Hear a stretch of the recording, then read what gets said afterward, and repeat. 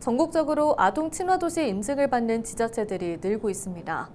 아동이 살기 좋은 도시를 만들겠다는 건데요. 그런데 관련 예산을 쏟아부어도 별 효과가 없는 곳이 적지 않습니다.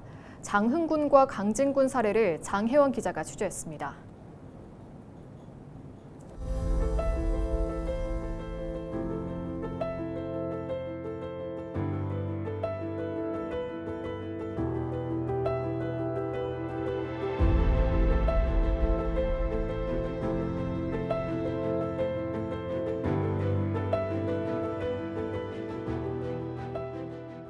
지방정부가 앞다퉈 인증받으려는 유니세프 아동 친화도시.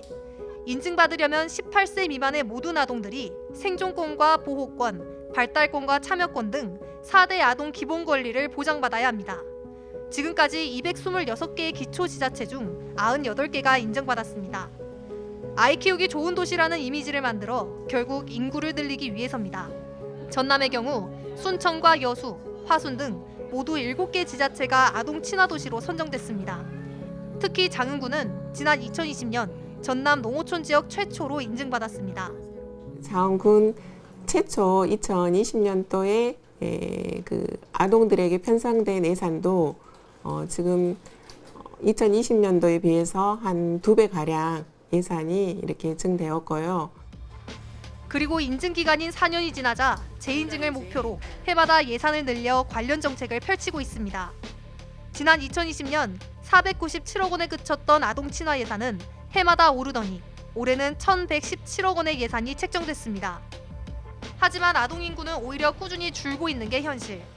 최근 5년 동안 장흥군 아동 인구 추이를 보면 지난 2020년 4,000명대를 기록했던 아동 인구가 이듬해 3,800명대로 내려갔고 지난해에는 3,300명대를 기록했습니다. 전체 인구에서 아동이 차지하는 비율도 4년 새 두 자릿수에서 한 자릿수로 내려갔습니다. 아동 관련 예산을 늘려도 저출생 고령화 추세 극복은 역부족입니다.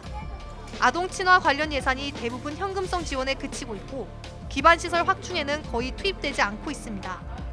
장흥군의 경우 분만을 할 수 있는 산부인과와 아동 전문병원이 한 곳도 없습니다. 또 아이들이 자유롭게 뛰놀 수 있는 키즈 카페는 단 한 곳에 불과합니다.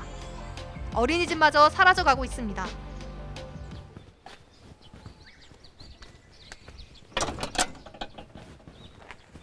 제가 서 있는 이곳은 올해 초 문을 닫은 장흥의 한 어린이집입니다. 해마다 아동 수가 감소하면서 이렇게 몇 없는 어린이집마저 문을 닫았습니다. 장흥군은 도시락 후원 사업과 아이 돌봄 서비스, 학습 장려금 등 모두 4천억 원이 넘는 예산을 들였지만 주민들은 체감하지 못하고 있습니다. 병원들이 일단 있기는 하지만 그래도 이게 너무 한정되어 있으니까 근데 뭐 불편하지는 않은데 그래도 있으면 훨씬 좋다 생각이 들고요. 어차피 아이들은 계속 새로운 게 다 체험해보고 싶은 거잖아요. 강진군도 지난해 아동 친화 도시로 인증받아 올해 본격적으로 관련 정책을 추진할 예정. 조례를 제정해 위원회도 구성했으나 아이들이 머물 수 있는 기반은 여전히 부족합니다.